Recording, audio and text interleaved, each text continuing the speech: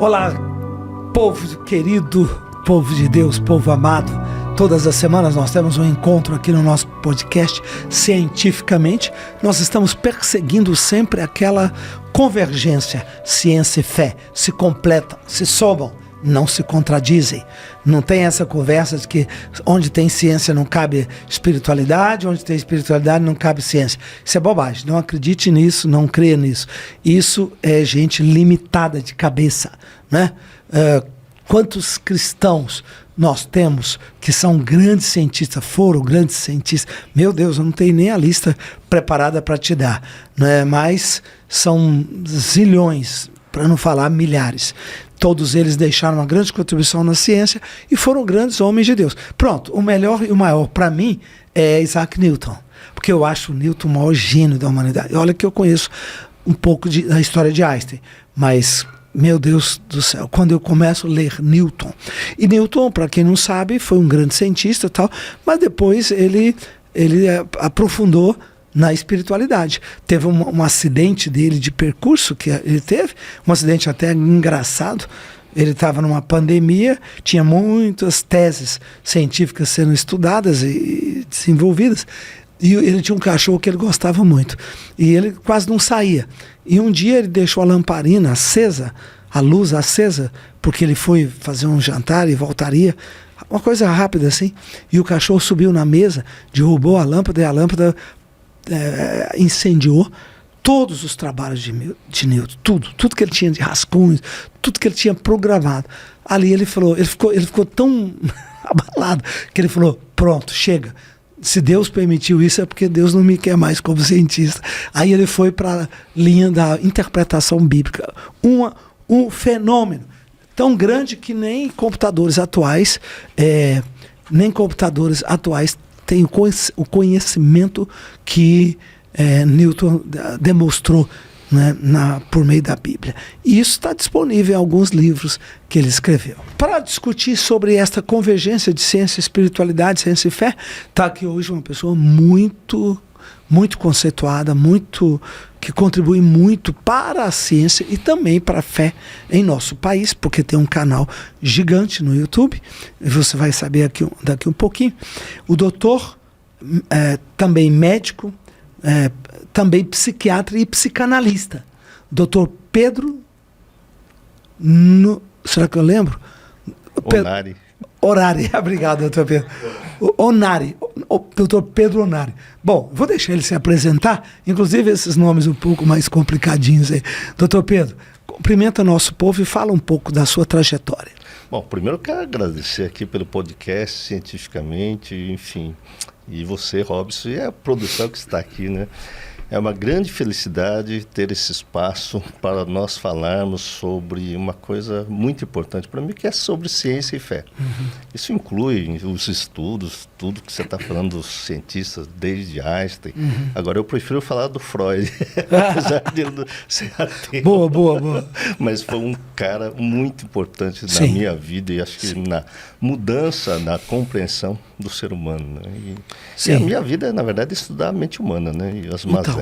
Mas você fez medicina primeiro, depois você especializou psiquiatria e finalmente psicanálise, correto? Foi o contrário, fiz medicina, cirurgia geral, cirurgia do aparelho digestivo, laparoscopia. Eu fiz mais de 11 pós-graduações. Meu Deus. E depois eu fiz psicanálise, depois fui fazer medicina de família, psiquiatria. E nada disso me trouxe paz, nem para mim e nem para os meus pacientes. Somente depois, quando eu entendi a Bíblia. E aí o jogo mudou na minha vida, inclusive, toda a compreensão da minha história de vida, inclusive. Doutor, você se converteu antes ou depois? Essa pergunta já me fizeram, né? Os pastores, que dia que você converteu? Foi o dia que você batizou? Dia 15 de novembro de 2015? Ou foi antes? Na verdade, eu tive uma experiência ímpar com Deus em 93. Eu posso dizer que eu fiquei louco, né? Comecei a ouvir vozes assertivas, e aí fui parar até no centro espírita para entender essa caminhada, mas eram vozes proféticas, enfim, tudo que foi dito aconteceu na minha vida realmente, e aquilo mudou. Então, um cidadão que era cirurgião Eu me dizia que era ateu, graças a Deus, ou Sim, seja, não sim. acredito em nada, acredito na ciência. Mas depois que eu comecei a ter contato com esse mundo espiritual, aí eu fui conhecer até Chico Xavier. É mesmo, Por é? incrível que pareça, o Chico Xavier foi em 99, ele faleceu em 2002. Ele falou uma coisa que mudou a minha vida. Por Sim. incrível que pareça, ele falou assim: Pedro, não fala que você é espírita. E seja cristão, vai conhecer Jesus. Falou isso, é? Então ele jogou assim. Eu também fui evangelizado dentro do centro espírita. Então, Mas no meu caso foi um bêbado que entrou no centro espírita, ele era desviado de uma igrejinha na frente, sim, entrou no centro espírita, era uma quarta-feira, 19 horas. O pai de santo já estava bêbado, ele jogou no chão aquele altar ali, sim. e o pai de santo tentou segurá-lo e não conseguiu porque estava muito bêbado. Aí ele virou para a plateia, tinha umas 30 pessoas, falou: Deus não está aqui não, vocês estão achando que vocês estão buscando Deus? Está aqui não, aqui quem está é o mal. Deus está naquela igreja evangélica ali. Eu não devia estar aqui não, eu estou desviado. Tomei uns goles e passei aqui. E aí pronto, aquilo ficou dentro do meu coração e depois eu fui atrás. E aí eu me converti, acredite? Pois é, eu acredito, porque no meu caso foi a mesma coisa. Eu estava procurando Deus. E o Chico Xavier plantou Pois essa semente no seu eu coração. fui em diversas igrejas aí pentecostais, fui buscar Deus no Seixonoye, no budismo, Doutor. entender a minha mente, inclusive, do que são essas vozes, né? Claro, depois não saiu as vozes, ficaram um pensamento que não é meu. Sim. Então é a forma que a maioria das pessoas me pergunta: é voz, como você está? Não, claro, senão a gente fica louco Sim, mesmo, claro, né? Ficar ouvindo claro. a voz. Então vem um pensamento de uma inteligência muito superior que não é a minha, e aí você começa a Sim. diferenciar esse tipo de pensamento, né? É, o contato com o sobrenatural. O sobrenatural. Nós não estamos familiarizados com esse conceito de que o sobrenatural existe. Sim. E que nós podemos interagir com eles. Aliás, do ponto de vista da Bíblia e também do ponto de vista da ciência, o sobrenatural, ou essa coisa metafísica, ela é muito mais real do que o físico. Porque o físico é muito limitado. Sim, Tudo sim. que é físico, a partir dos nossos 5 conceitos, né, a visão, a audição, tato, paladar, tudo isso é muito... nosso senso de captação dos sinais é muito restrito. Então, agora, na metafísica, nesse mundo espiritual, é onde as coisas acontecem. Sem dúvida. Que nós chamamos hoje, e entendemos pela Bíblia, o mundo espiritual, onde tem a presença de Deus, dos anjos, também dos demônios, das forças das trevas. Agora, o que fez você deixar de ser um cirurgião gástrico, né, concreto, mexer com o corpo do ser humano e entrar nessa área da mente subjetiva, tanto da psiquiatria quanto da psicanálise? Então, quando a gente... No meu caso, eu vejo que foi uma coisa sobrenatural de Deus Sim. na minha vida. Então, eu acredito que todo cidadão que tem uma experiência sobrenatural, a vida não vai entrar naquela caixinha. Sim. E no meu caso, eu fui buscar respostas para aquilo que estava acontecendo comigo. E, em geral, o que acontece com os meus pacientes hoje, inclusive nesse campo da saúde mental, as pessoas, em primeiro lugar, vêm buscar uma resposta para o sofrimento. Sim. Então eu fui buscar a resposta para o meu sofrimento. E o meu maior sofrimento é que tinha um propósito com a minha esposa, que está aqui nos assistindo. E, de repente, minha vida era um caos. Minha vida familiar, eu tinha dinheiro, era médico, tinha uma posição social. Mas a paz eu não tinha. Sim. E aí, esse direcionamento, na verdade, eu fui buscar para que eu tivesse paz na minha vida, na minha relação, na minha família e principalmente no propósito que eu tinha de ter uma família. Eu não conseguia ter uma família. Então, toda a ciência que eu estudei, essas pós-graduação, me transformou numa pessoa arrogante, me transformou numa pessoa que sabia tudo, ela não sabia nada. Meu paciente tinha que me obedecer porque eu sou médico, né? Ficava batendo a receita na cabeça dos outros. Eu sei, você não sabe. E mal sabia eu que eu não sabia nada. Tinha alguma coisa muito diferente. E, claro, Deus me provou que existe em todos os lugares, realmente. E aí eu tenho um monte de história para contar dessa tal da conversão. Sim, sim, sim. Eu até respondi uma vez o pastor: que dia você se converteu? Cara, para mim, todo dia eu me converto. Acordo de um jeito, batendo na minha esposa, de repente cai a ficha, eu tenho que mudar. Sim. Então, é o renovo, né? Que os pastores falam: não, é o renovo. Então, todo dia é um renascimento. Todo dia eu tenho a necessidade de ver o que eu errei no dia anterior e corrigir a minha conduta, o meu pensamento. E aí entra a razão, né? Então vem a ciência. Sim. Porque você experimentar o sobrenatural de Deus, no meu caso, não foi Eu costumo dizer assim para as pessoas que estão ouvindo. Eu tive uma experiência do Espírito Santo falando comigo. Sim, então, claro. É o dom espiritual. Sim. Então, o dom espiritual surgiu na minha vida. Não deu para eu ser mais cirurgião, porque aí veio esse dom de ouvir Deus e ter esse direcionamento. Mas a ciência, todo esse conhecimento, junto com esse dom, me tornou essa pessoa. Eu costumo dizer assim, o que transformou minha vida foi o dia que eu literalmente conheci Jesus Cristo. Graças a Deus. Porque é diferente. Sim. Ou você tem, né, o Deus Pai, Deus Filho e Deus Espírito Santo. A trindade, para mim, é muito bem definida. Então, se eu tenho um dom de cura, seja física, e aí eu vou dar dom de cura física, dons de profecia, dons de qualquer coisa. Se eu não tiver os princípios de Jesus, realmente eu nada seria, porque é o princípio do amor. Sim. Então, eu amava mais a mim mesmo, que hoje em dia está muito comum falar que as pessoas são narcisistas. Sim. Eu era o próprio narcisista, imagina. Tem um cérebro, tem um conhecimento, tem um dom, e não reconhece que toda a glória é do mundo espiritual. Esse era o Pedro Nari. Então, mas para eu entender que existe um Deus Pai, eu preciso praticar o ensinamento de Jesus. Uhum. E para praticar o ensinamento de Jesus, o que eu costumo dizer para os meus pacientes, não é fácil. Porque se a minha esposa está brigando comigo, ou seja, está batendo na minha face porque eu até estou errado, Uhum. e eu não der ao outro e falar, cara, você tem razão, então eu passei a olhar para ela com um outro olhar. Sim. Ela não é minha inimiga. Eu olhava e falava, você não é minha inimiga, apesar de eu estar com raiva do que você está me corrigindo. Então eu descobri que este relacionamento conflituoso foi o meu maior laboratório de aprender a amar uma pessoa. Sim. Em primeiro lugar, e depois poder transbordar esse amor para outras pessoas. Então, a família para mim é uma coisa muito importante. Isso. Porque se Deus dá um mandamento através de Jesus, que nós devemos amar o mundo espiritual, amar a Deus sobre todas as coisas, é o mundo espiritual. E ao próximo como a ti mesmo, ou seja, se eu não amar a mim mesmo e não aprender a amar uma única pessoa e querer amar toda a igreja como pastor, toda a igreja, todos os meus pacientes como médico, enfim, qualquer profissão que vai me dar destaque do meu ego, e eu amar mais aquelas pessoas que eu estou chamando a atenção com o meu conhecimento, para mim virou narcisista. Sim. Então era Perfeito. um grande narcisista. Que é amar a si mesmo e os próprios pensamentos. O que Deus fez comigo nessa conversão, nessa trajetória que eu costumo dizer, que nem o filósofo Kierkegaard. O cristianismo, para mim, é uma experiência contínua de uma vida que todo dia tem a chance, então, de converter. Tá de olhar para ela e ser uma pessoa cada dia melhor.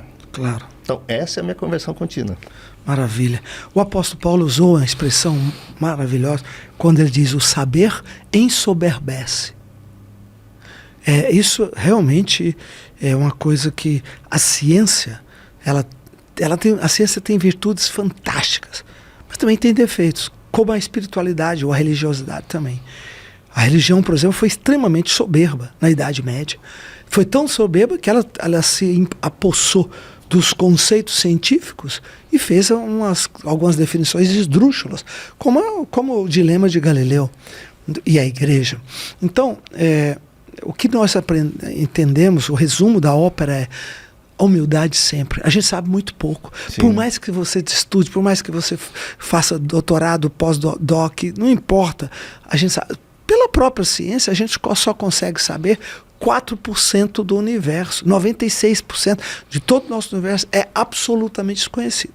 Esse dia eu estava conversando com um cientista amigo meu, e ele falando, você já pensou, professor da UNB, a gente sabe quase nada. Eu falei, pois é, 4%, matéria escura nós não sabemos o que é ainda, energia escura não sabemos o que é. Agora com James Webb lá em cima, fazendo as fotos, começou a decifrar um pouquinho da origem do universo. Mas enfim, humildade acima de tudo. A gente não pode arrogar que sabemos tudo ou que somos o dono da verdade. E nenhum saber pode trazer isso. Nenhum profissional pode desenvolver esse perfil, porque, infelizmente, isso é pequeno, isso não é bom, isso não é maduro. Estou falando porque todos nós convivemos com zilhões de profissionais. E essa é uma marca que é importante a gente saber que quando alguém realmente contribui, uma das grandes marcas dele é ter humildade. é ter humildade para ouvir colegas, para dar opinião, né, junta médica, por exemplo. Eu gosto desse conceito demais. Porque um colega traz uma visão, outro traz outra. Quer dizer, ali na multidão desses conselheiros, se acha a sabedoria, não é isso que Provérbios fala? Então, muito bom. Parabéns, doutor, por essa caminhada e por você hoje representar, né, essa figura importante. Explica para nós aí, doutor, para mim e para a nossa audiência, qual a diferença, né? Você é um médico, você depois tornou um psiquiatra e depois um psicanalista, além de na medicina, diversos tipos de especialidade. Mas qual é a diferença básica que um paciente tem que escolher entre ir para um psicanalista, ir para um psiquiatra ou para um psicólogo? Sim. Como é que que dicas que você daria para definir isso aí? Veja bem, eu acredito, em primeiro lugar, para a minha prática, primeiro que eu sou meio suspeito, que eu sou psicanalista. Mas você conhece os três e você tem autoridade nas três áreas. Então, vou dizer a diferença da profissão, depois eu complemento a resposta. A psiquiatria, o raciocínio psiquiátrico é muito biológico. É da neurofisiologia, da bioquímica cerebral, é estudo de neurotransmissores que está na moda, estudar serotonina, dopamina, noradrenalina e uma infinidade aí de neurotransmissores que estão ligados com os fatores biológicos. E geralmente passa por medicamento, ou não? Com certeza absoluta. Com certeza pelo chega tratamento médico, que é a prescrição de medicamento. Okay. Aí tem eletroconvulsoterapia, tem, enfim, usar outros tipos, mas que são sistematizados por um saber médico. Sim. Então, o psiquiatra precisa ser médico em primeiro lugar, fazer uma especialização, uma residência, prestar um título na Associação Brasileira de Psiquiatria para poder fazer uma anamnese, uma investigação do ponto de vista medicamentoso. Mas é assim, vamos dar um exemplo bem simples. A maior queixa que eu recebo dos pacientes que estão em sofrimento mental, por insônia, por exemplo, por ansiedade, hoje, infelizmente, a sistematização da psiquiatria, pensando no lado biológico, vai fazer uma anamnese, tipo, você está triste, você está chateado, você não está dormindo, está irritado, né, está pensando, né, tirar sua vida, enfim. Aí vai ter os critérios, vai fazer o diagnóstico e vai prescrever a medicação. Isso é o psiquiatra. Sim. Quando você fala nas outras especialidades, vamos falar da psicologia. A psicologia, em geral, vai partir para um princípio também científico. Então, o método psicológico, né, da escola de psicologia estão sistematizados e reconhecidos pelo MEC. A graduação em psicologia é muito bem estabelecida. E, é claro, o psicólogo vai usar ferramentas da psicologia. Em geral, muitos psicólogos vão fazer avaliações da psicologia. São testes psicológicos, vai arranjar critérios que vai tentar encaixar um cidadão dentro daquela caixinha da psicologia e vai formular uma terapia. A terapia da psicologia para um sofrimento mental, mais conhecido hoje em dia, seria a terapia cognitivo-comportamental, que é uma sistematização usada pelos psicólogos. E aí, veja bem, quando se fala em psicologia, existia, hoje ultrapassou, mas lá no ano 2000 existia mais de 700 tipos de psicoterapias catalogadas.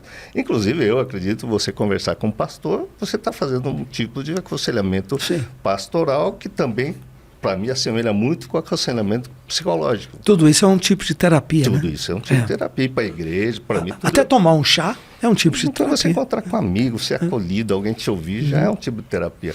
Mas, veja bem, isso não está catalogado dentro da psicologia. Cientificamente. Então, cientificamente. Aí existe a psicanálise.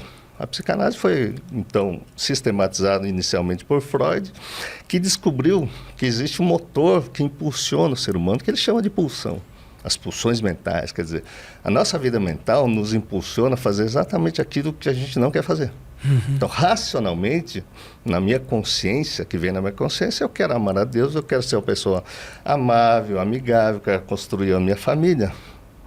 E aí o Freud veio e vai dizer que o cidadão tem algo dentro dele, que é o inconsciente, cheio de energias, que os impulsiona a fazer tudo ao contrário, que está em Romanos capítulo 7. Sim. Então, quando você fala em ligar Jesus Cristo, a Bíblia, com Freud, o Freud descobriu que tem um motor. E Paulo falava, olha, miserável homem que sou. Eu quero ter uma família. Quero fazer o bem. Quero fazer bem, mas estou brigando com a Midori. Eu quero amar minhas filhas, mas eu estou rogando até uma palavra, uma maldição, né? Não quero, você é louco, você vai ter filho. O que você vai fazer? Dá trabalho. Cara, peraí, né? Então, mas Paulo já dizia, o que existe isso? Lá em Romanos 7.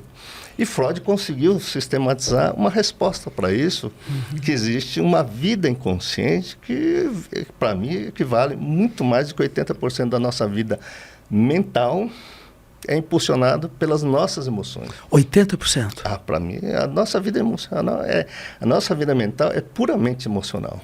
Então, se você raciocina uma coisa, por isso fala sobre a inteligência emocional. Porque a nossa vida é pulsional e é emocional. Então, se eu não conseguir controlar as minhas emoções, o que acontece? Eu não vou conseguir chegar aonde eu quero, seja profissionalmente, seja na minha relação com a minha esposa, seja na minha relação em qualquer situação profissional, familiar, espiritual. Ou seja, eu estou realmente, que nem Paulo diz, né? miserável homem que sou. Perfeito. Então, quando eu fui buscar respostas para essas vozes, para essas situações emocionais, para os meus impulsos destrutivos, cara, eu sempre quis ser uma boa pessoa, mas de repente estava brigando, né? Então, aí eu fui estudar, fiz pós-graduação em doença psicossomática. Só que na época você está nervoso, você vai ter gastrite, você está nervoso, sua pressão vai subir. Fala, para isso não é resposta, né? Aí eu descobri a psicanálise, então fui estudar psicanálise e comecei a aplicar isso na minha vida e descobri que realmente existem essas pulsões dentro de nós. E aí o que aconteceu? Fui estudando cada vez mais, a neurociência foi evoluindo. E aí chegamos, então, no estudo das memórias traumáticas que as pessoas têm. Então, hoje está muito isso, para mim é muito claro, toda a minha vida emocional, da minha infância, que são as minhas emoções traumáticas. Aquela agonia de criança, sabe quando você toma uma bronca e você faz aquela cara desesperada, a criança fica com raiva e sai fazendo birra. Aquilo, entre aspas, eu particularmente tomei a minha sanção. Meu pai era japonês, um bisneto, tataraneto de samurai, ó. O negócio comia. Ferro e fogo. Ferro e fogo. Então, cara, eu não sabia o que eu estava fazendo, era criança, tomava uma na cabeça, nunca mais falei isso, nunca mais falei palavrão. Olha o que você está falando. Só essas palavras de uma sanção, eu fazia isso, chegar uma hora que o meu pai japonês olhava para a cara dele e sabia que eu não podia fazer nada. Isso me restringiu. Só que eu esqueci que meu pai me deu essa educação. Isso tudo ficou no que o Freud chama de inconsciente. Então, a gente vai reprimindo as nossas dores, o sentimento de vazio, desamparo, e a gente cresce. Então, eu virei médico. Hoje, eu não estou desamparado. Eu sou médico, consigo, ganhar dinheiro, tocar minha vida. Só que toda vez que vem algum gatilho emocional que eu não sei lidar, existe um tipo de rota do trauma, existe um caminho neuronal no nosso cérebro que guarda exatamente essa situação de impotência. Então, cada lugar que eu me sinto impotente, todo mundo sente-se impotente em algum momento, seja para pagar uma dívida, seja para estudar uma coisa e não está conseguindo, a gente se sente um fracassado, se sente, enfim, não tem ninguém para me ajudar. Essa era a minha maior queixa. Eu tinha TDAH na infância, então eu queria estudar uma coisa e não conseguia. Eu queria fazer uma coisa e saía deixando as coisas no meio do caminho e não tinha uma resposta. E aí o que aconteceu? Eu chegava para a Midori e pedia assim, pô, me ajuda a fazer tal coisa, me faz isso, me faz aquilo outro. Pô, você não me ajuda. Cara, já está fazendo tudo. Mas era uma criança dentro de mim que não tinha resposta. E emocionalmente me sentia fracassado, me sentia ali inferiorizado, eu me achava burro. E tudo isso está na minha memória. Você está entendendo? Então, tudo isso que eu estou construindo na psicanálise cristã, tinha um cara aqui dentro que se achava burro, incapaz. E toda vez que vinha um desafio, me travava tudo.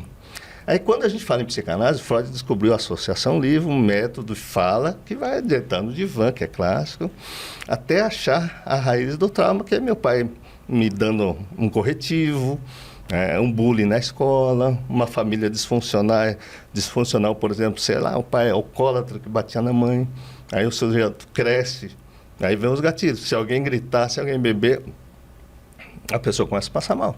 Tem muitas mulheres que teve pais alcoólatras e depois casa com um marido que vira alcoólatra. Pô, meu pai já bebia. Como é que eu fui lá e esse cara faz a mesma coisa que meu pai? E vira uma compulsão, uma repetição na nossa vida. Então, tudo isso faz parte do campo mental do inconsciente e a nossa escolha, você faz as escolhas. Parece que eu estou casando com uma pessoa que parece minha mãe. E um dia até discuti com ela. Pô, você faz tudo que minha mãe faz. Na psicanálise, a gente sabe que as nossas escolhas afetivas são de pessoas que a gente teve na infância, quando a gente vê, cara, eu casei com a minha mãe. É isso aí. Então, o que acontece? Eu estou contando de uma maneira para as pessoas entenderem, claro. só que ao mesmo tempo ela fazia tudo para mim, que nem minha mãe, só que ela me cobrava, que nem minha mãe cobrava. Sim. E essa questão, eu chegava, pô, você não é minha mãe, pô, para com isso. E ver o pau comia. E nessa história, por mais que eu estudasse psicanálise, por mais que eu estudei a medicação, eu sabia que eu não precisava de medicação. Por quê? Porque eu não estava ouvindo vozes mais, não estava vendo pessoas mortas, não estava vendo nada disso. Ou seja, eu não tinha um surto psicótico de ver coisa que não existe, de ouvir coisa que, enfim, ouvir ou ver coisa que não existe, contar uma história, olha, o Espírito Santo está comigo, não, isso, ficar noites e noites orando, tipo, né, ficar fora da minha realidade. Então, essas pessoas fora da realidade, que não têm controle, é do campo da psiquiatria. Aí eu vou dar um conceito para mim que encaixa muito bem, que eu aprendi como professor de psiquiatria, do que seria doença mental. Por incrível que pareça, é a mesma situação que está na Bíblia. Então, doença mental é a perda da capacidade de escolha. Olha que definição. Olha que definição. Simples. Simples. Por quê? Se eu estou deprimido e eu quero ser feliz, eu não consigo. Eu quero sair da cama, mas estou cansado. Mas por que estou com esse cansaço, desanimado, sem esperança? Ou seja, eu não tenho escolha. É depressão. Sim. Eu quero ficar tranquilo. Eu quero vir na entrevista aqui e falar, e o meu coração está em paz. Mas a pessoa senta aqui. Cara, perdi o domínio próprio. Perdi o controle. Então, estou com um transtorno de ansiedade. É uma doença. Você está entendendo? Então, tudo aquilo que eu quero fazer, não estou conseguindo, não tenho domínio próprio, que está em Gálatas 5:22, que é fruto do Espírito. Então, se você está fora do fruto do Espírito, você quer amar, mas está com raiva, você está destruindo, você não está em paz, você não tem fruto do Espírito. Então, você quer fazer e não consegue, é uma doença mental. Entendi. Com essa definição, por exemplo, bipolar. O bipolar tem um cérebro acelerado, ele quer ficar tranquilo, mas não consegue ficar sentado. Ele não quer parar de gastar dinheiro, ter sexo dia e noite, trair a esposa, mas ele está fazendo tudo o contrário. E num ritmo violento. Então, essas pessoas precisam de medicação.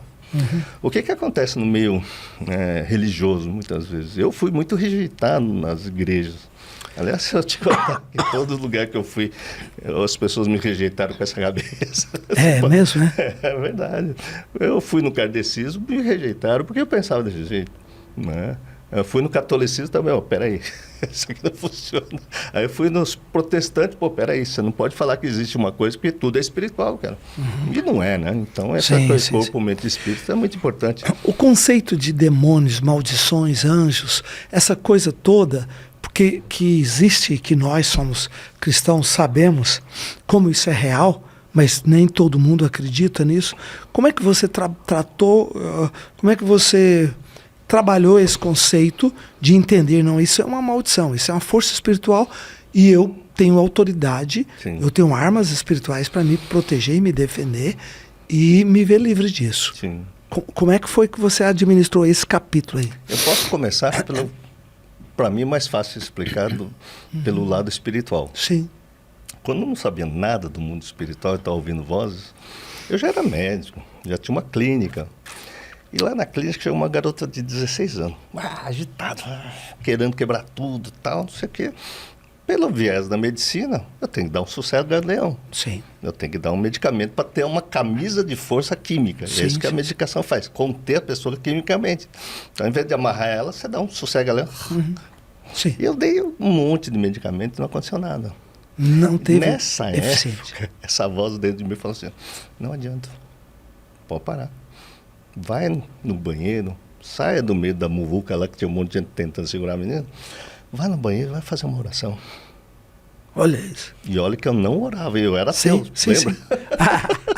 O que aconteceu? Pronto, e agora? O cara é ateu? Não, aí no momento de fraqueza só sobrou para mim a oração, porque Sim. como médico não tinha ferramenta, e eu tinha um monte de medicação disponível naquele lugar, e não adiantou. O que eu fiz? Fui orar. Você foi lá e orou? Não, estava lá. No cantinho ali, você saiu e Eu orou? estava lá tentando, o que eu vou fazer? Daqui a pouco ela vai parar de tanto remédio. Enfim, não, fui no banheiro mesmo. Porque as pessoas não eram cristãs, Sim. não eram religiosas. Aí e você foi e fez a oração. Lá. Fui lá, fiz a oração de boa. Quando eu saí do banheiro, meu coração se acalmou, olhei para mim. Esse foi o primeiro. Pronto. Aí eu tenho um monte de histórias. Por exemplo, uma vez eu trabalhei com um dependente à química. E no CAPS as pessoas tiravam um sarro de mim, né? Que realmente eu falava que era cristão e todo mundo, o cara aí. Mas tudo bem, você pode dar risada. Mas isso afetou até a estatística de alta lá no CAPS Sapopemba. Mas um dos casos que eu atendi lá, por exemplo, tinha uma enfermeira que era cristã e todo dia, segunda, terça, quarta, chegou religiosamente para a pessoa que era cristã, estava na linguagem popular desviado e ele estava chegando, caindo, né? E 8 horas da manhã, eu quero falar com o doutor Pedro. Eu falei, cara, eu falei com ele, eu não vou conversar com ele se você chegar bêbado. Aí sim, terça-feira, Pedro, vai conversar com ele. Não vou. Aí na quarta-feira, a enfermeira, que era cristã, falou, mas doutor, pelo amor de Deus, conversa com ele. Ele estava numa salinha que estava lá, né?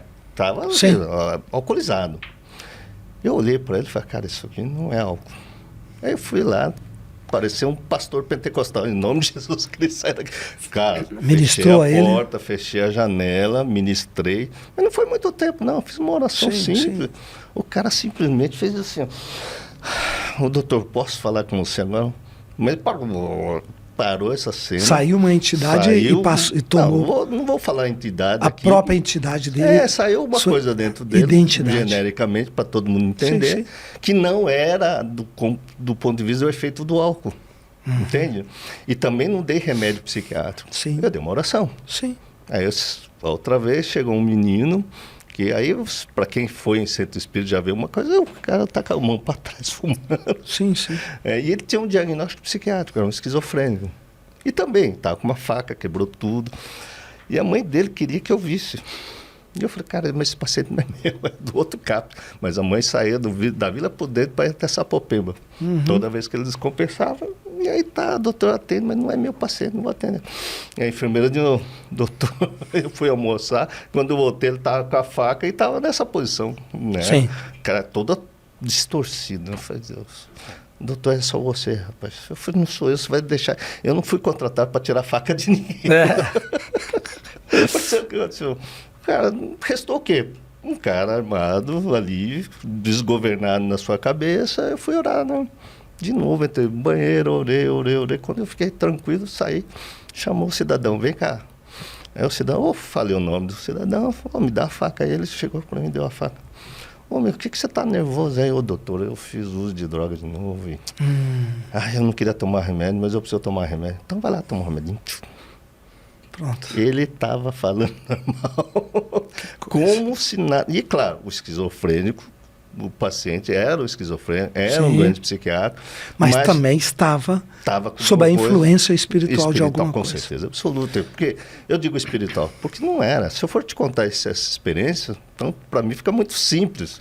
Né? Quando você ora, aqui Mateus 16 diz, né? Quem crê na ressurreição, que é em Jesus Cristo ressurreto, expulsará demônios, curará enfermidades e terá vida eterna. Então, você acaba até com medo de morrer, né? Quando você entra nesse reino de Deus que Jesus nos promete. Então, eu vou tendo experiência. Então, essas experiências eu devo agradecer a Deus, porque eu sei que não sou eu. Na verdade, é a interferência diretamente do Espírito Santo. Mas por mais que eu fizesse isso sem Jesus, que é aprender a amar verdadeiramente, eu não seria nada, como Paulo disse. Mas aí vem um detalhe que eu quero deixar registrado aqui para esse canal, que é grande. Sabe quando eu fui verdadeiramente entender o que é o amor de Jesus? Adivinha quanto tempo? Eu estou, desde 93, tentando entender esse amor de Jesus. Chegar nesse caminho. Posso dizer que foi há 2 anos atrás. 2 anos atrás só, doutor? Não. Em 2021, essa mesma voz que me acompanha, fala, cara, você precisa estudar Sermão do Monte. Cara, mas eu não entendo. Bem-aventurados que choram, bem-aventurados. Até bem-aventurado que chora, porque o cara chega chorando, eu acolho, sai bem, tá tudo certo. Entende? Vai ser pacificador, pô, mas eu não consigo, eu fico com raiva. Então, vai tratar sua raiva. Desde 2021, eu objetivei uma coisa muito importante, foi tratar a raiva dentro de mim. As minhas frustrações, melhorar a minha relação definitivamente com ela. Eu botei racionalmente, fui fazer uma fé racional. Sim. Mas para que somente através da minha razão, e a minha razão vai dizer assim, se alguém te ofender, cara, ama aí o seu inimigo. Sim. Se alguém te roubar, aí, cara, Deus vai te dar em dobro. Então, deixa eu roubar o iPhone, dê o MacBook, não se incomode. Para de perder tempo com alguém que te roubou. E eu tive a experiência, assim, de perder dinheiro mesmo. E olhar para o dinheiro indo embora e falar, Deus, obrigado, que o Senhor vai me dar em dobro. Eu descobri que esse negócio do Sermão do Monte, eu perdia muito tempo brigando. E de 2021 para cá, eu passei a investir muito tempo, porque eu tinha que montar uma escola online, porque veio a pandemia. Sim. Então, casou de vir a pandemia, e eu, ao invés de ficar reclamando da pandemia, Deus falou, vai praticar o Sermão do Monte e vai construir a sua vida nessa rocha. E eu não entendi, eu comprei um livro dessa grossura para falar Sermão do Monte, eu comecei a ler e falei, cara, não entendo nada. Meu TDAH não permite que eu leia esse livro. Mas eu fui na prática, ler Mateus 5, 6 e 7, Lucas capítulo 6, do verso 27 em diante. Falei, cara, eu quero conhecer esse Jesus, verdadeiramente. Amém. Mas não só de ouvir falar, não de eu conseguir ajudar pessoas, mas eu precisava conseguir ajudar a minha pessoa e a minha família. E a promessa era, faça isso que eu vou cuidar da sua família. Então, cuida dos meus que eu cuido do seu. A partir de então... Claro, tudo foi se clareando. Por incrível que pareça, a minha filha, que dizia que não acreditava em Deus, teve uma experiência espiritual. Hoje está numa igreja metodista e chegou uma época que ela ia na igreja 2 vezes por semana. Olha que coisa. O mensageiro de Satanás pegou para ela, começou a ter medo do mundo espiritual. Então, assim, o mundo espiritual, para mim, é tão claro, mas existem regras. Sim. E uma das regras principais é nós seguirmos Jesus Cristo no Sermão do Monte. E quem quer transformar a vida e conhecer Jesus é racional. Por quê? Se alguém me roubar um dinheiro, eu vou lá querer processar o cidadão. Se alguém bater numa cara, pô, eu não vou sair daqui. Que negócio é esse me ofender? Eu vou perder tempo ali, né? E Deus dentro de mim fala, cara, quanto tempo você vai perder processando essa pessoa por causa de 6 mil reais? É dinheiro, mas tem razão. Sim. E eu perdia muito tempo nas redes sociais, perdia muito tempo correndo atrás de pessoas para nutrir o meu ego. Eu fiz uma revisão de tudo isso, cara, eu vou olhar para dentro de mim. Aí sistematizei uma técnica exatamente de inibir a raiva e a frustração, que não tem nada a ver com minha relação com ela. Tem a ver com a minha mente, a minha formação de japonês, de samurai, vamos dizer assim. Samurai não vai levar desaforo para casa. Tudo bem. Meu pai ensinou, como todo japonês, não atrasar 1 minuto sequer na sua vida. É uma boa regra, certo? Vivia na lei do meu pai. Sim. Então, meu pai colocou muitas leis e eu seguia. Você sabe que eu brigava quase todo dia com a Midori por causa dessa lei do horário, né? Você nunca mais se atrasa. Porque um dia eu me atrasei, ele me deu na cabeça um cocão que chama. Em japonês chama genkotsu, né? Então, genkotsu, nunca mais se atrasa. Cara, eu casei com uma pessoa que o horário é assim. Ô, gente, cheguei. Se deixar que ela vai ficar a tarde inteira conversando. Completamente. Aqui. Vambora. Não, peraí e tal. Aí eu atrasava 5 minutos, 1 minuto. Pô, você... Sabe o que eu fiz? Olhar para ela. Tudo bem. É verdade, ó, eu vou te falar, não vai falar mal das pessoas, né? Eu aprendi também a não ligar, porque eu marcava uma palestra numa igreja, não é culto. Sim. Aí eu marcava 2 horas, os pastores, o pessoal chegava às 12h15, parecia uma célula, ficava conversando, ô gente, vamos lá. Aí eu começava 15 para as 3 horas, 1 hora depois, eu falei, Jesus. Aí, ó, amanhã 8h30, porque tem muita coisa. O pessoal chegava 8h45, 9 horas. Aí Deus falou, cara, você vai ficar perdendo tempo brigando, você não vai mudar essas pessoas, muda você. Então, essa história que Jesus diz, cada um pega a sua cruz, né, e mude você, eu fui sistematizando isso na minha cabeça. Né? Eu consegui sistematizar um método que não só juntar o Sermão do Monte, mas acessar esse inconsciente das pessoas. Entendi.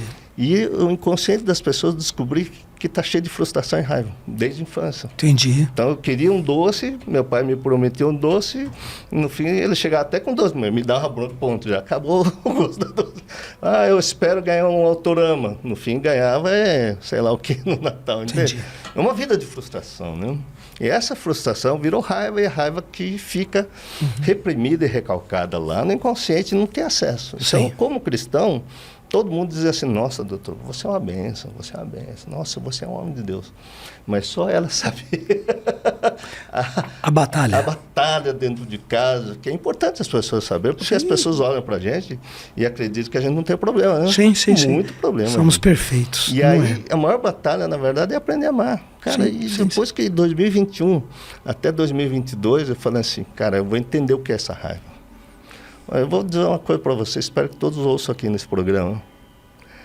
Eu descobri que existe duas coisas. Ou você está amando ou você está odiando. Nós somos ambivalentes, que é o que a psicanálise diz. Então, eu amava profundamente ela.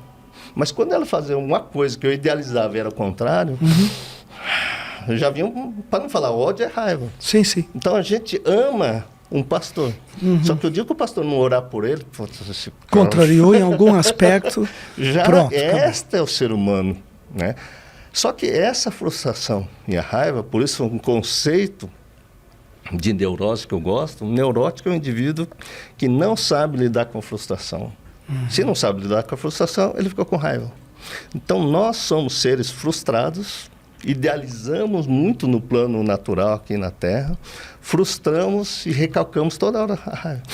Vou orar, e ora, a raiva passa, mas volta, mas volta. E um dia eu vi realmente, Deus me abriu a visão, e eu vi o quanto esse Satanás, o nosso inimigo, literalmente, ou fica oprimindo as pessoas que estão com raiva, ou tem a possessão mesmo. Sim, sim. Né, na raiva. Sim. Eu falei assim... É uma das janelas que se abre para que ele tenha acesso. Exatamente. Então, dentro dessa sistematização desse conhecimento da psicanálise cristã, o meu maior objetivo é tratar a frustração e a raiva de uma criança que está lá. Sim. E aí eu lembro de novo lá em Lucas 18 e Mateus 18. Jesus dizia, vinde a minhas criancinhas, não as impeçam. Ninguém adentrar o reino de Deus ou o reino do céu, se não se posicionar, colocar como uma criança. Sim. Ou seja, a psicanálise cristã, ou a psicanálise que nós aqui, né, até vou falar qual a diferença da psicanálise clássica cristã, de acessar essa criança no inconsciente da infância, que a pessoa se esquece da infância, mas muita gente teve família disfuncional na infância. Sim, sim. Apanhou muito, sofreu bullying na escola. Tudo isso a pessoa guarda no inconsciente, mas o Satanás já plantou joio aqui. Então, o que eu costumo dizer? Jesus contou essa história, que é bem psicanalística, que toda noite o Satanás plantava, que o inimigo plantava joio no campo de trigo. Mas, Senhor, vamos tirar o trigo agora, o joio aqui, quando está bem novinho, criança? Não. É quando o indivíduo cresce. Quando o trigo estiver dando a sua espiga, você vai tirar o joio, amarra, corta, joga fora, queima. Enfim, então o trabalho do psicanalista hoje é acessar essa memória infantil que tem uma criança dentro de cada um, no inconsciente, e literalmente ajudar a tirar o joio. O que é o joio? É a frustração de uma criança, é um bullying na escola. Todas aquelas sementes que foram plantadas lá atrás. Você hoje ainda trabalha como médico ou só psicanalista? Como é que é a sua atividade? Uma clínica? Como é que é o seu trabalho atual? Eu digo que eu sou graduado em medicina e como médico eu posso prescrever. Fui pós-graduado em psiquiatria, mas eu não sou especialista pela Associação Brasileira de Psiquiatria, até porque com essa cabeça não encaixa. Não encaixa, da psiquiatria, com essa visão Você espiritual. Preferiu optar pela linha da psicanálise. E, claro, fiz pós-graduação em muitas coisas. Fiz hipnose, fiz homeopatia, enfim. E a psicanálise também. Então, eu digo que fui graduado em medicina, pós-graduado em psicanálise, pós-graduado em psiquiatria. Qual é a diferença que as pessoas até me criticam? Sim. Freud foi um excelente pesquisador da mente humana. Freud descreve exatamente a perversão humana, que a gente quer tratar, inclusive, dentro das igrejas. Sim, sim. Essa perversão, a nossa raiva, a nossa sexualidade deturpada, enfim, os fetiches e tudo mais. E aí Freud faz uma descrição do ser humano e desnuda o ser humano com essas mazelas e como acessar esse inconsciente, como ver que tem toda uma sexualidade frustrada na infância, porque sexualidade não é ato sexual. Sim, é uma claro. vida frustrada, vamos colocar assim. Claro. E que se torna sintoma na fase adulta. Só que Freud não colocou a atuação do Espírito Santo de Deus, que Jesus nos disse que deixaria para fazer a nossa obra aí com a gente. Então, Freud excluiu esse mundo espiritual e estudou a mente humana como ela é. Então, quando eu vi para isso, eu falei, cara, tudo que Freud está dizendo é verdade. Depois veio Maynard Klein, Winnicott, Lacan, Bill, enfim, uma infinidade de outros psicanalistas excelentes, mas faltou Jesus Cristo, que é o maior deles. E quando nós olhamos para Jesus, daqui 2000 anos depois, e você olha a teoria da psicanálise e fala, cara, está faltando uma coisa aqui, o ensinamento do Sermão do Monte de Jesus. Porque aí você... E o Freud dizia que a psicanálise transforma esse sofredor, um frustrado, né, que não sabe lidar com a frustração, num infeliz normal. Porque não tem um sentido na vida. Sim. Fala, cara, você vai ficar liberando sua sexualidade aí que você é um reprimido sexual? Não, ele sabia que o cidadão que é o que virou hoje. As pessoas estão transando com tudo quanto é coisa aí que a gente sabe. Sim, sim, sim. Entretanto, não tem sentido na vida, não tem uma identidade, não tem um norte, não tem nada. Resolveu nada. Não resolveu nada. Então, quando, como cristão, e essa experiência com o Espírito Santo, eu olhei para ele, mas existe isso aqui que o Freud não colocou. Aí o que eu fiz? Peguei, juntei isso e falei, cara... E aí, quando eu fui aplicar o Sermão do Monte, descobri a chave maior. A chave maior é que esse lado perverso nosso, porque está cheio de frustração e ódio. E a Bíblia vai dizer, 1 João 4, o verdadeiro amor joga fora todo o medo. E as pessoas que procuram ajuda é porque estão com medo. Estão com medo do futuro, o apocalipse está chegando. Sim. Nossa, não vou fazer mais nada, Jesus está voltando agora. Então, até não vou fazer mais nada na minha vida, porque vai acabar. E quando a gente sabe disso e olha para aquilo, mas a gente não sabe que está cheio de raiva dentro de nós. E essa frustração. Então, quando a gente começa a viver não só nesse mundo material, que eu costumo dizer aqui, na parte terrena mesmo. Olhar para o mundo, né, do reino de Deus, que é o que Jesus veio anunciar, existem algumas regras, que para mim são as vestes nupciais que a gente poder entrar nesse casamento. Sim. E a veste nupcial, o que que é? É aquele cara que não vestiu a veste nupcial e foi expulso do casamento. Lá na parábola de Jesus. Lá na parábola de Jesus. Sim, sim. E aí, claro, eu tento entrar nessas bodas, nesse casamento, nessa festa do céu, mas eu não coloco a veste nupcial. E qual é a veste nupcial? É quando aquela pessoa lá, que me conhece profundamente, diz assim, cara, eu vejo que você é um homem de Deus. Eu vejo amor em você. Mas não é você que não me conhece. Você está me vendo hoje, eu posso dizer milhares de coisas maravilhosas. Você fala, cara, você não passa de um grande ator, um grande cientista, um grande qualquer coisa.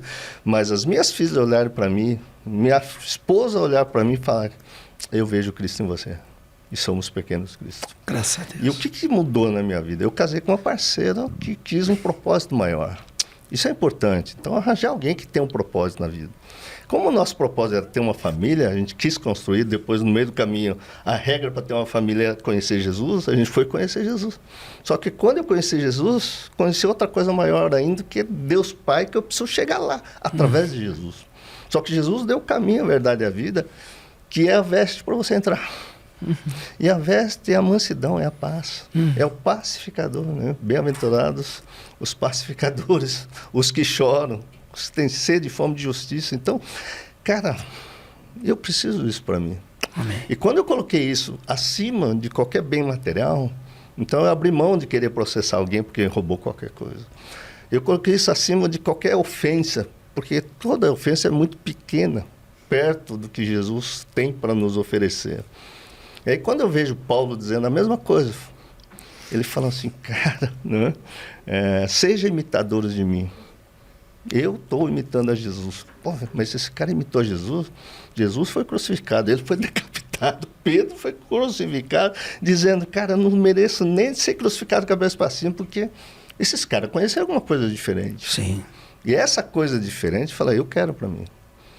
Que é abrir mão não só do meu carro, do dinheiro que estão roubando, da ofensa, mas abrir mão, inclusive, da própria vida carnal. Não que eu vá tirar minha vida, mas que essa vida carnal, que é o que Paulo fala, que a carne apodreça, mas que o teu espírito se salve. Então, eu e ela, nós colocamos isso na minha vida. E depois de 2021, 2022, quando ela estava lá, ela não tem TPM, mas ela está nos conflitos neuróticos dela, na frustração dela, e eu olhar para ela, joinha para você, não vou mais ficar incomodado com você, porque eu quero a minha paz. Então, e Jesus diz, né? O reino de Deus não está nesse lugar que você está vendo. O reino de Deus está dentro de vós. Isso. E aí vem a psicanálise de novo. A única ferramenta de você acessar esse 80% que eu disse, né, da nossa vida emocional, que nos impulsiona a fazer tudo o contrário, para mim, chama-se psicanálise. Só que hoje eu criei um método chamado método Onari, que vem da neurociência, na qual sistematizei uma forma de uma sessão só você acessar todo o arquivo de memória traumática, as emoções doentias, e lá dentro as pessoas verem a verdade, e não é hipnose. Eu já dei aula de hipnose. Sim. Só que hipnose a gente fica sugerindo coisas, né? Sim, então sim. é você que está sugerindo. Você criou esse método? Criei esse método. E hoje você aplica nos seus pacientes? Aplico nos meus pacientes. Por isso eu digo que eu sou psicanalista cristão. É claro, como eu sou médico, tem gente que precisa de uma medicação, eu vou lá medico. Mas sim. A minha principal atividade hoje, na verdade, que vai além de ser psicanalista cristão, eu decidi ensinar todo mundo aí, através do canal de Psicanálise Cristão, a acessar isso através da razão, porque é através da razão que a gente acessa. Entendi. Doutor, você ensina isso por meio de cursos? Você também tem cursos? Você oferece qualificação para as pessoas? Sim. Tem pré-requisitos? Como é que é a sua escola? E você também tem uma clínica de atendimento prático. Sim. Lá tem o Instituto Onari, tá certo? Tem o institutoonari.com.br. E lá nós oferecemos a primeira pós-graduação, né, reconhecido pelo MEC, que é de psicanálise e espiritualidade. Eu não posso colocar que é cristão, porque o MEC, alguém vai entender que fechou numa denominação e não é isso. Então, é espiritualidade. Caramba, foi autorizado pelo MEC, Que parabéns, MEC. Maravilhoso. Psicanálise e espiritualidade. Então, você sai com certificado. Isso é fantástico. Né, reconhecido através da faculdade lá, que a gente tem um convênio. Sim. E ela vai ter a pós-graduação em psicanálise e espiritualidade. Só que, ao mesmo tempo, ele precisa ter uma formação em psicanálise. Sim. Então, nós temos o Instituto Você Onari. também oferece a formação. Isso, a formação em psicanálise 2 anos? Cristã, 2 anos. 2 anos. 24 meses. E dentro da formação em psicanálise cristã, o que acontece? A grade curricular é a mesma, só que os pré-requisitos para você fazer a pós-graduação tem trabalho, tem prova, tem isso, que são requisitos do MEC. Mas esse curso de pós, normalmente, é pós-graduação. O nome não é de graduação, é para quem já é psicanalista e vai fazer uma pós. Mas o nosso curso, ao mesmo tempo, ele faz a pós-graduação e ele faz a formação em psicanálise cristã. Então, e o pré-requisito maior é gostar de querer conhecer Jesus. Que coisa. Sem denominação. Isso é fenomenal. E ali eu fico muito feliz. Isso é fenomenal. Porque a gente está alcançando gente de todas as denominações. Católicos, protestantes, batistas, assembleiano. Quantos anos já está a faculdade em ação? Em ação, esta nova versão, porque eu tenho escola de psicanálise desde o ano 2000. Entendi. Mas não era cristã. Mas eu reabri essa escola em 2018, então já estamos desde 2018 com a psicanálise cristã. Que beleza. E tanto é que o nome Psicanálise Cristã no YouTube está com o nosso canal, porque a gente montou esse canal, não existia, recebi críticas. Imagina, até porque hoje, vamos falar um pouquinho sobre isso, o pessoal tem um certo preconceito entre a fé e a ciência, como se nós, cientistas cristãos, não pudéssemos sustentar a nossa visão de mundo, que é uma visão espiritualizada. Como eu falei no início, tantos cientistas que são espiritualizados, cristãos, judeus, budistas, né? Tem tantos que têm esse viés de transcendência. Eu não vou nem falar sobre as denominações, que é entre o budismo, o cristianismo, isso não é, isso é um outro departamento, outro assunto. Mas, quer dizer, abrir essa vertente, eu acho que cada dia mais o mundo nosso está caminhando para entender que a ciência precisa da espiritualidade. O ser humano nunca vai ser completo, nunca vai ser feliz se ele não associar esses dois lados, ciência e a espiritualidade. E eu posso Elas dizer não se sobre isso. contradizem, elas somam. Eu posso dizer um pouco sobre isso, que para mim fez um total sentido dizer que não existe ciência mais exata que Jesus Cristo. Olha Que isso. tipo de ciência que você Fantástico. pode aplicar nos ensinamentos de Jesus, não de denominação criada por homens. Sim. Senão vai ter briga denominacional, Sim, sim. católico, budista ou protestante, enfim. Quando nós olhamos do ponto de vista observacional, quer dizer, existe um fenômeno. Então, o fenômeno existe. Mas que fenômeno é isso que a gente procura? Então, quem está nos assistindo, anota o fenômeno que você procura. Sim. Você pode até não saber que você está procurando, mas todos estão procurando o fruto do Espírito, cada um deles. Amor, paz, mansidão, domínio próprio, enfim. Isso é porque vai dar, então, vai sair da doença mental, que você não tem domínio, para ter domínio, só Sim, com o fruto sim, do Espírito, ponto. Para você chegar lá, você tem que ter um caminho. Aí a Bíblia vai dizer que o caminho é Jesus. E Jesus deixou o caminho. Pratica o Sermão do Monte. Sim. Então você vai aprender pela observação. Quer dizer, quando você parar de brigar ali, eu parar de brigar com você, eu parar de dar valores muito maiores aos bens materiais, porque hoje em dia todo mundo só dá valor, né, de ser influência, ganhar dinheiro na internet, blá, blá, blá, blá, blá. Quer dizer, você está indo numa crença geral, num senso comum de sempre, buscar dinheiro, poder, fama, glória, e reconhecimento por isso. Jesus diz que existe... Ninguém vai servir a dois senhores. Ou você serve a Deus ou você serve a Mamon. Sim. Que é poder, dinheiro e tudo mais. Então, para você seguir Jesus, você tem que abrir mão disso e falar, cara, é esse cara que eu estou querendo chegar. Ponto.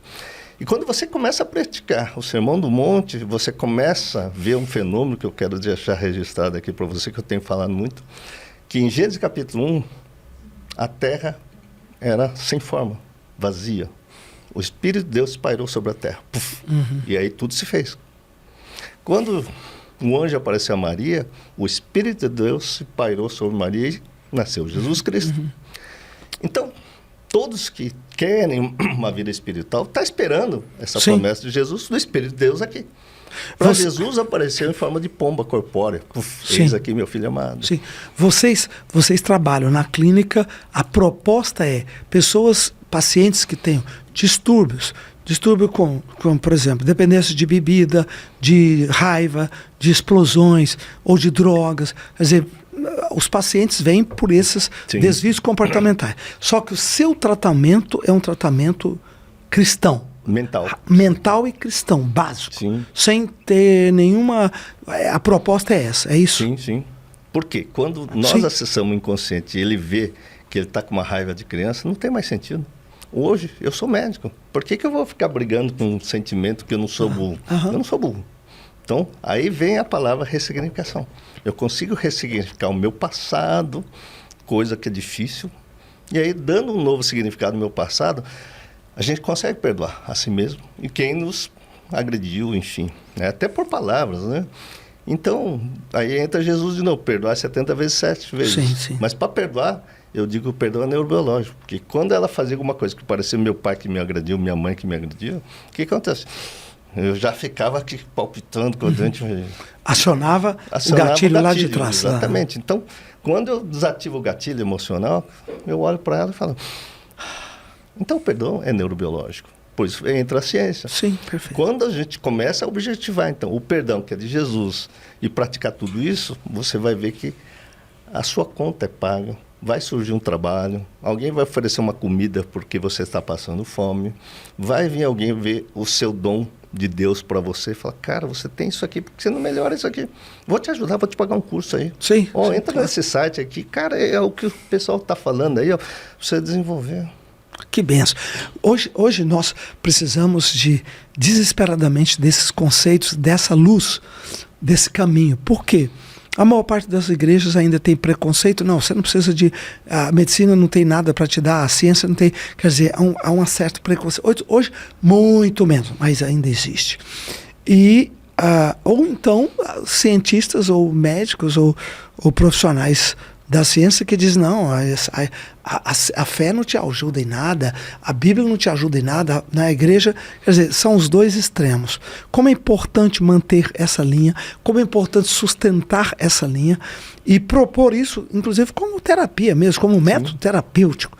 Eu te parabenizo demais pela coragem, por sustentar e manter. Como é que um paciente, alguém que queira acionar ou fazer o seu curso, nossa, gostei demais, quero fazer esse curso, ou quero fazer uma terapia, ou eu tenho a meu irmão que tem um desvio, a minha irmã que tem isso, eu gostaria de indicar, como é que acessa? Eu acho que nós somos mensageiros, eu me vejo como mensageiro. A maior mensagem de cura está em Jesus Cristo. Sim. Então, a primeira coisa que eu oriento, entra no canal de Psicanálise Cristã no YouTube. Como é que chama? Canal? Psicanálise Cristã. Psicanálise Cristã. Você coloca Psicanálise Cristã, eu gravo vídeo toda semana, toda terça, quarta e quinta, ao vivo ali, perguntas e respostas, trabalhos direcionados com a Psicanálise Cristã, totalmente gratuito. Porque o alimento da alma realmente é esse ensinamento que está totalmente gratuito. Claro, tem aquelas pessoas que precisam acessar raiva, que não conseguem sozinho. Então, precisa de uma terapia específica. Todo profissional especializado, que não vai mandar separar, não vai mandar processar. Pois é. E aí vem a psicanálise cristã. Então, isso aciona lá o Instituto Onari, O-N-A-R-I. Então, é institutoonari.com.br, que é o site onde tem todos os nossos cursos de pós-graduação, de formação em psicanálise. Tem a vivência chave mestra, que é excelente. É uma vivência que une corpo, mente e espírito. Então, de sexta a domingo, a pessoa vai ter uma vivência desse lado da alma, do psiquismo. Vamos tirar esses traumas, essa raiva. E tem clínica fisicamente, onde você pode ir também? Tem, na Avenida Jabaquara 1909. Na Jabaquara? Olha, legal, pertinho. No Metrô Saúde. Pertinho do Metrô Saúde, ótimo. Então tá aí, meu amigo, você recebeu um show, hein? Show, isso aqui é fenômeno. Primeiro que é raríssimo encontrar. Segundo que com essa linha, com esse posicionamento, não existe. Sinceramente, doutor Pedro Onaira é único. É único. Então, tá aí tudo isso para te abençoar, para você, se você gosta desse conteúdo, compartilhe, estude, compartilhe com seu amigo, seu líder, seus familiares, porque todo mundo tem essas necessidades. Isso passa pela vida de quase todos nós. E precisamos ter referências, orientações, caminhos de cura, de solução. E ainda mais com esses princípios cristãos tão embasados e de um médico. Imagina, poder encontrar tudo isso numa pessoa só. Doutor, muito obrigado. Vamos, despeça dos nossos telespectadores que nos acompanham e vou te chamar aqui novamente. Foi tão bom que eu quero discutir alguns casos práticos, específicos, mas aí nós vamos ficar para o segundo episódio. Tudo bem? Tudo ótimo. Muito obrigado, Robson, pelo convite aí, a toda a equipe aqui, maravilhosa, e a vocês que estão nos assistindo. E entre lá na Psicanálise Cristã. Beleza. Então, muito obrigado por nos acompanhar nessa semana. Semana que vem estaremos juntos. E mais uma vez, curta esse conteúdo, se gostou, claro, e compartilhe. Gente, isso é ouro, isso é pérola. Deus te abençoe. Te vejo semana que vem.